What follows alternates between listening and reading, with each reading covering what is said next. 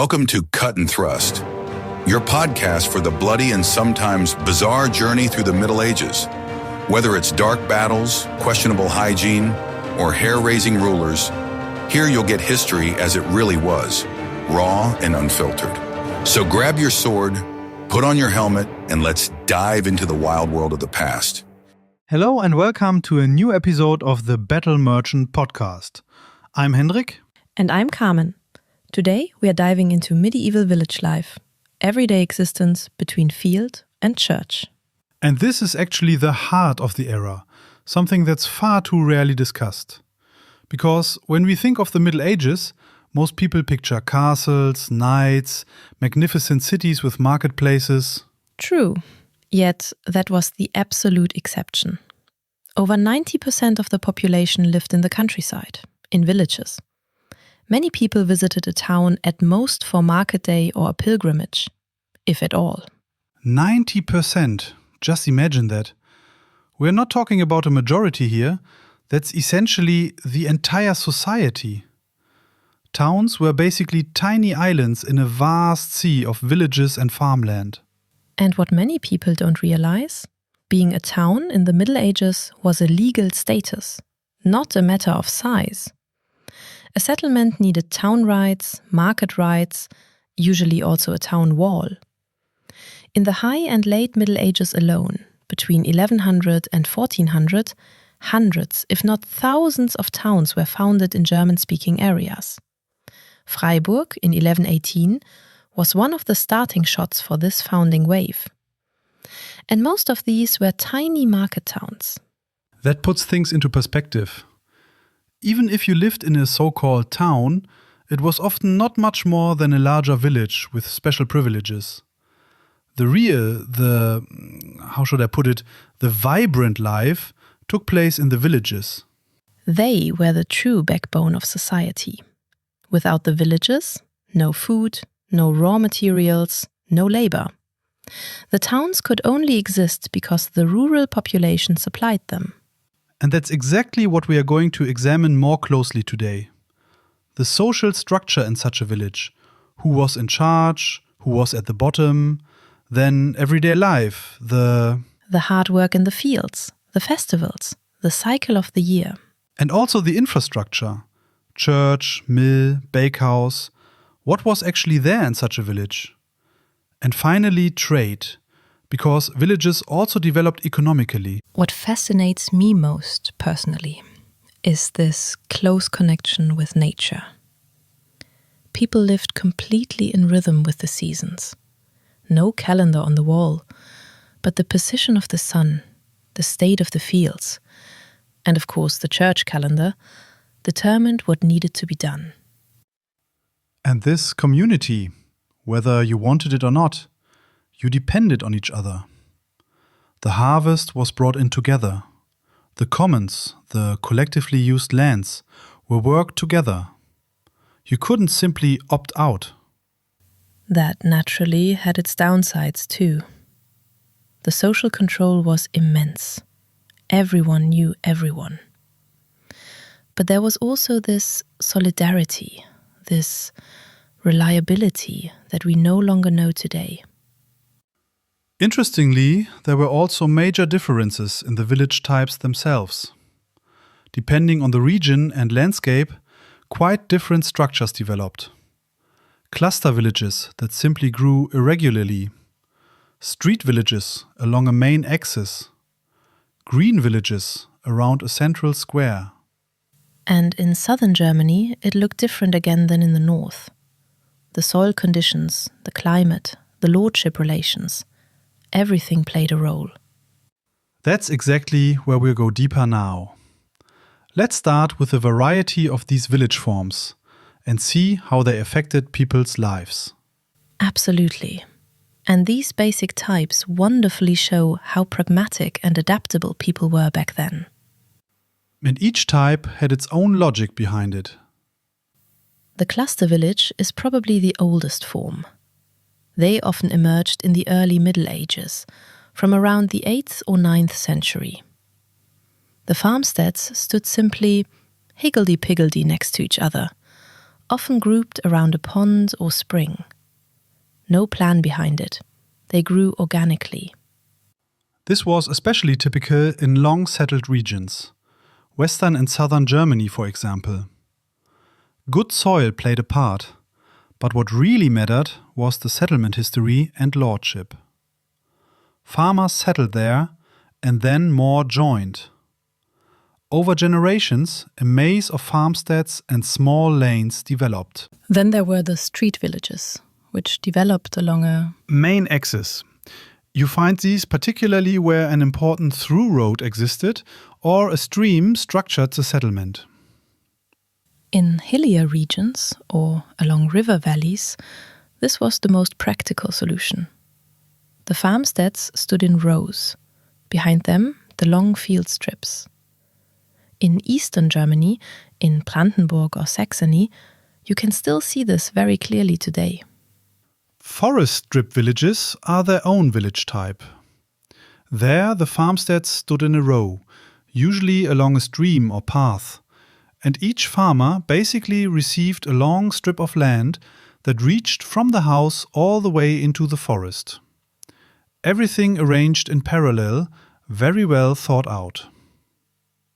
And then the green villages. That's my personal favorite.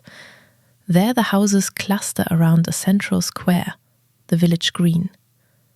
Often oval or lens-shaped, with a pond in the middle for the livestock.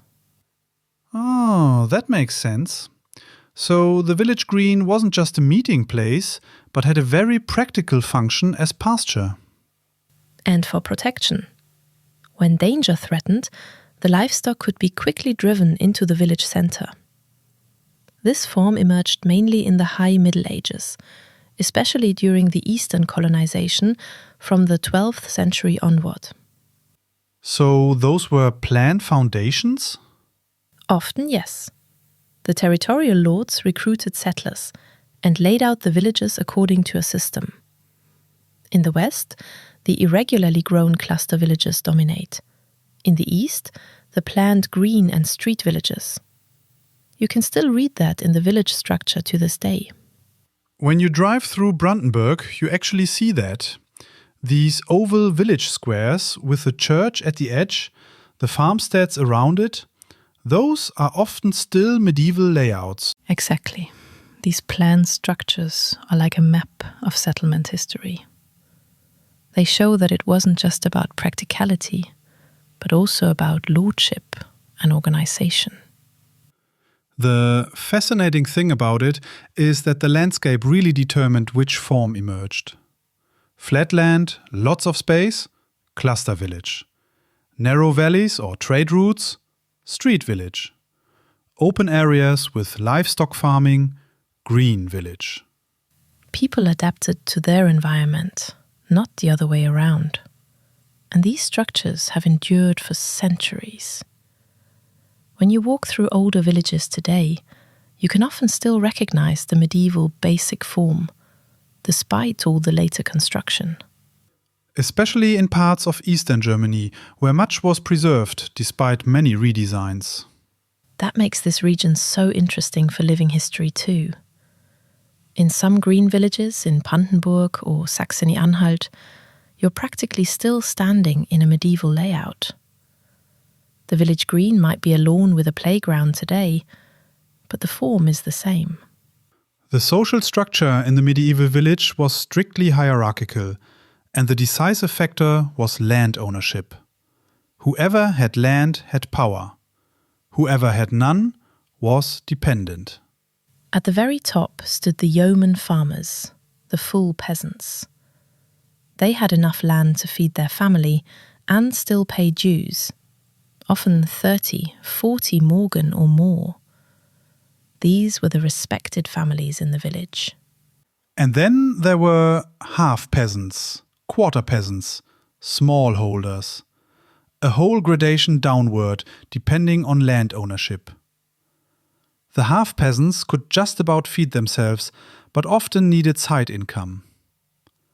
The smallholders might still have a small plot, a garden. And at the very bottom, the cottagers, the landless villagers. they truly had nothing, except perhaps a small cottage, a hut at the edge of the village. The cottagers depended on day labor. At harvest time, threshing, herding cattle, wherever work came up. They lived from hand to mouth, had hardly any rights in the village community, and often couldn't have a say in decisions. And how did someone even become a cottager?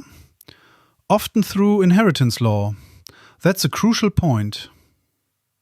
Partible inheritance. Originally, yes.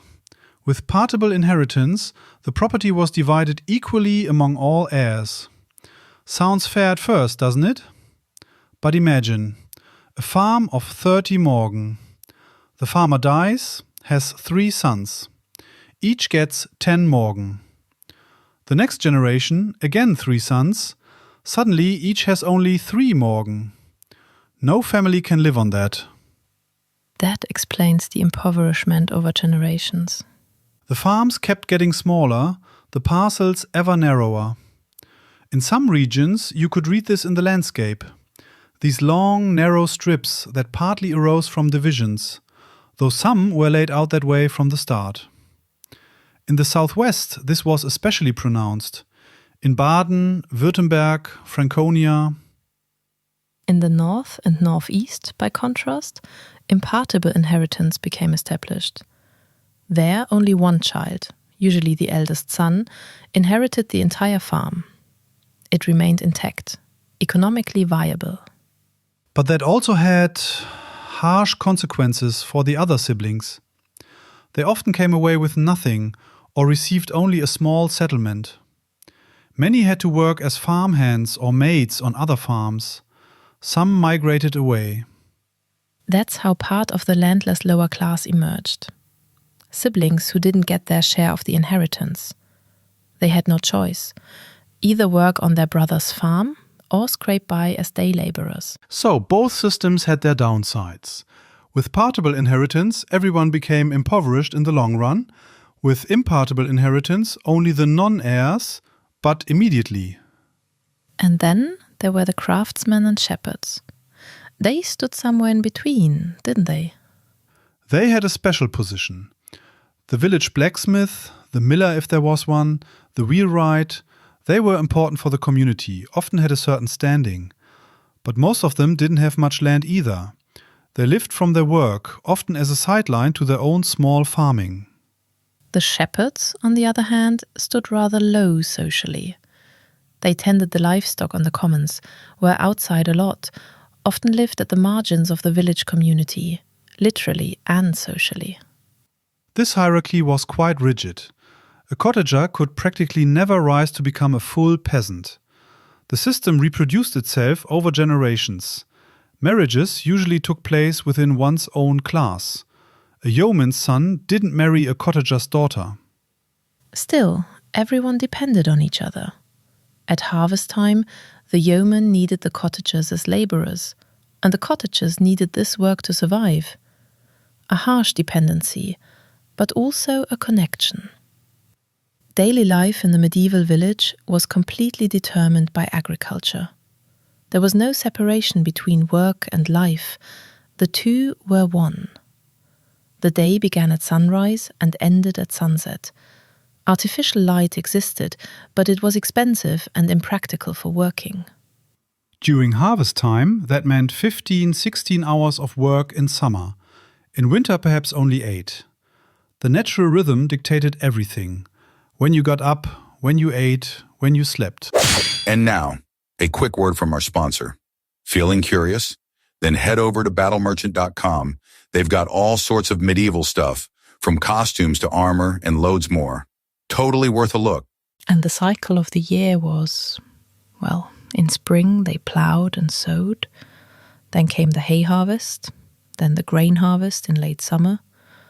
In autumn, the grape harvest, where there was wine. And finally, the winter work indoors. From medieval books of hours and calendars, we know these routines quite precisely. There are illustrations of the monthly labors. February often shows farmers by the fire, June the hay mowing, September the grape harvest. What was special was this sense of community. Much wasn't done alone, but together. The harvest, above all, everyone helped with that, even the day labourers who otherwise had few rights. Every pair of hands counted. That's a perfect transition to the commons, the collectively used land. The commons encompassed everything that didn't belong to individual farms. Pasture land, forest, ponds, moors. Usage rights were often tied to farm ownership, so not equal for everyone, but according to fixed rules. Driving livestock to the common pasture, fetching wood from the forest, fishing in the ponds. And these rules were established by the village community itself. For a long time, purely customary law.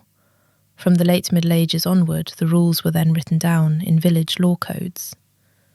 People simply knew what was allowed and what wasn't, how many animals you could send to pasture, when wood could be cut. This worked remarkably well for centuries. Restrictions did occur from the High Middle Ages onward, but from the 15th century it became truly massive, the so-called enclosure of the commons.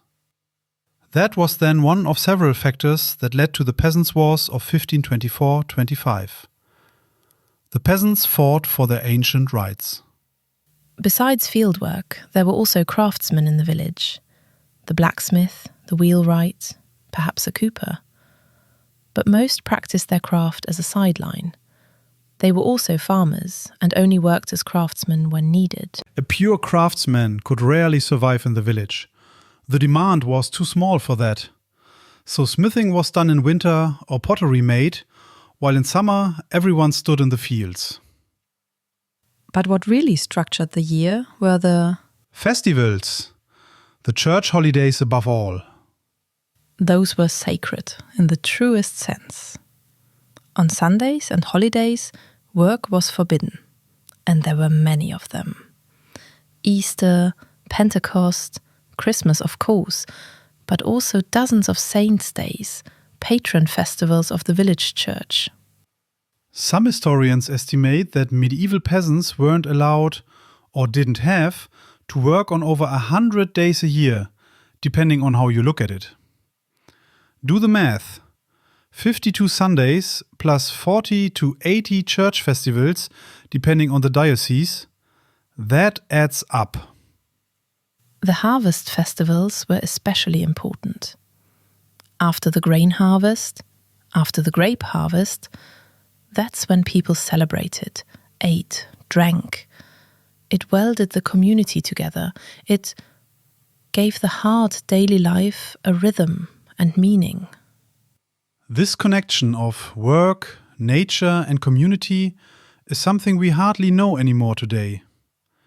Every day, every season had its task. People didn't live against nature, but with it. And these festivals were also the only occasions when everyone really came together, from the yeoman farmer to the day labourer. That's when the social differences were less noticeable for a moment. Let's look at the infrastructure in the medieval village.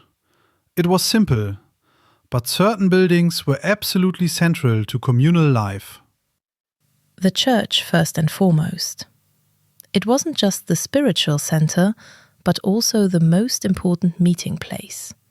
News was announced there, disputes settled, decisions made. The church bells structured the day, to work, to rest, to prayer. Sundials existed too, but for most people the bells were the most important time signal. And then the mill. That was at least as important, perhaps even more essential. Absolutely. From the 12th century onward, the so-called milling obligation became established. Peasants had to have their grain milled at the manorial mill, nowhere else. Barbarossa issued the milling prerogative in 1158, part of the Roncallian laws, which then strengthened these seigneurial rights. So that was a monopoly. A very profitable one. The miller kept a portion of the grain as payment, the so-called multure, named after the measure of the same name.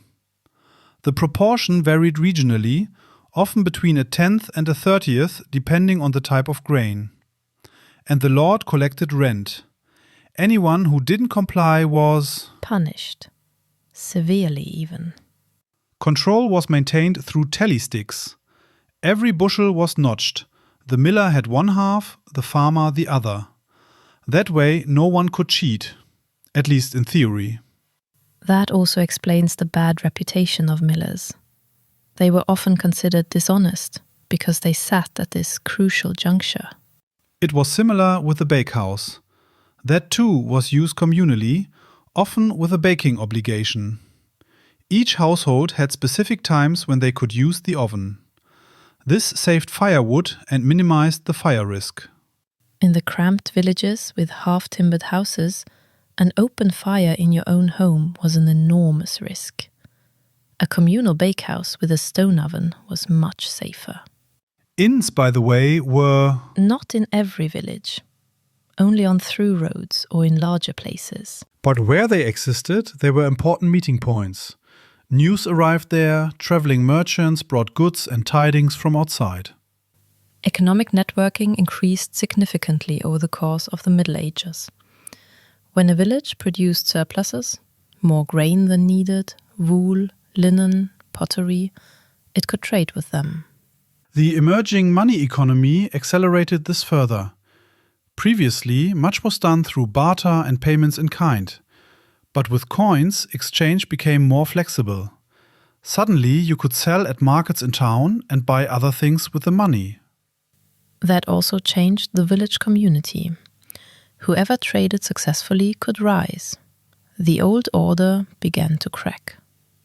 Looking back at it all now, the medieval village was far more than just a collection of huts and fields.